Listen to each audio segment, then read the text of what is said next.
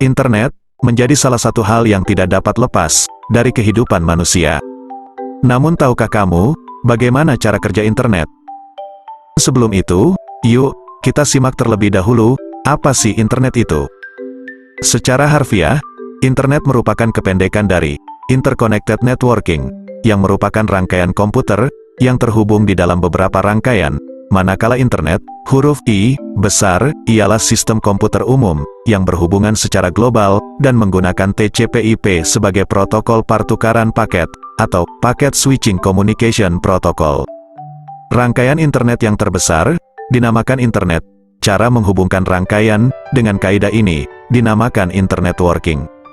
Secara keseluruhan, internet adalah jaringan besar, yang saling berhubungan, dari jaringan-jaringan komputer, yang menghubungkan orang-orang dan komputer-komputer di seluruh dunia, melalui telepon, satelit, dan sistem-sistem komunikasi yang lain.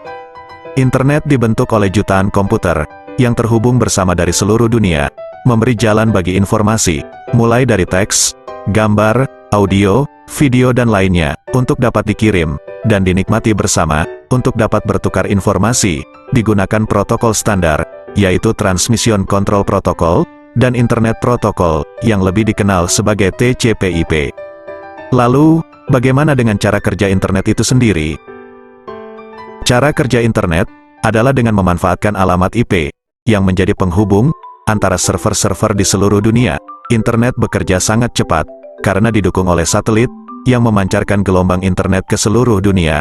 Setiap server yang ada di dunia, oleh alamat IP yang berbeda-beda. Alamat IP server inilah yang menjadi penggerak dan penghubung.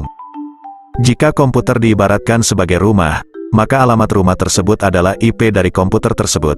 Jika ingin mengirim surat, maka seseorang harus membutuhkan alamat yang ingin dituju surat tersebut. Nah, di komputer surat tersebut adalah paket jaringan. Kemudian surat tersebut harus dikirim melalui pos, dan oleh pos dikirim melalui jalur darat atau udara. Di komputer pos tersebut adalah penyedia jasa internet, dan jalur yang dilewati oleh surat tersebut adalah jaringan internet. Sementara itu, server dari suatu website dapat diibaratkan sebagai wilayah, tempat alamat rumah yang dituju oleh surat yang dikirimkan. Selanjutnya, apakah kamu pernah berpikir tentang bagaimana cara ponsel bekerja? Dengan ponsel, pengguna dapat berbicara dan menyampaikan informasi, baik dari jarak dekat maupun jauh.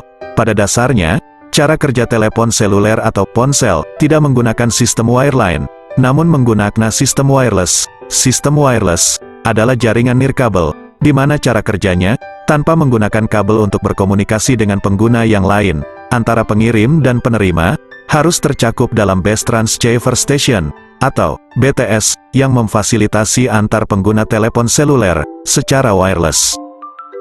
Berikut adalah cara kerja ponsel. Pertama, mikrofon menerima suara dari pengirim. Lalu, gelombang suara yang ditangkap mikrofon diubah menjadi sinyal listrik, yang kemudian dipancarkan ke BTS terdekat oleh ponsel. BTS menerima sinyal tersebut untuk diteruskan ke pusat telekomunikasi. Kemudian, pusat telekomunikasi meneruskan sinyal ke BTS terdekat untuk diteruskan kepada penerima. Akhirnya, sinyal yang sampai pada penerima diubah menjadi gelombang suara oleh speaker. Kemudian, ingin tahukah kamu bagaimana cara kabel fiber optik bekerja? Teknologi fiber optik atau serat optik sudah semakin banyak digunakan pada pembangunan infrastruktur jaringan, salah satunya untuk penyediaan layanan internet di luar satelit. Serat optik memanfaatkan media pengantar berupa cahaya, berbeda dengan satelit yang menggunakan udara serta ruang hampa sebagai pengantar. Kabel fiber optik adalah kabel yang dapat merubah sinyal listrik menjadi cahaya dengan perantara plastik atau serat kaca. Garis tengah serat optik ini sendiri hanya sepanjang 120 mikrometer saja. Dengan proses pembiasan cahaya, serat optik ini dapat mengalirkan sinyal cahaya berkecepatan tinggi ke tiap-tiap titik. Dalam proses transmisi tersebut, cahaya yang dipakai adalah laser atau LED. Teknologi fiber optik ini digadang-gadang sebagai solusi sistem komunikasi yang lebih menyeluruh. Pasalnya, serat optik mempunyai bandwidth yang lebih lebar, sehingga mampu memindahkan lebih banyak data dalam waktu yang lebih singkat daripada kabel konvensional. Secara awam, penggunaan serat optik tidak berbeda dengan kabel tembaga. yaitu menghubungkan antar perangkat komputer, atau user dalam jaringan fiber optik tertentu. Bedanya adalah, dengan fiber optik, kecepatan aksesnya jadi lebih tinggi, termasuk transfer datanya juga menjadi lebih cepat, yaitu hingga kisaran GB setiap detiknya. Di samping itu, kabel serat optik juga tidak melibatkan listrik, sehingga tidak terdampak gangguan elektromagnetik. Pendeknya, fiber optik lebih stabil dalam penggunaannya. Dengan berbagai keunggulan tersebut, tentunya harga perangkat tersebut tidak murah.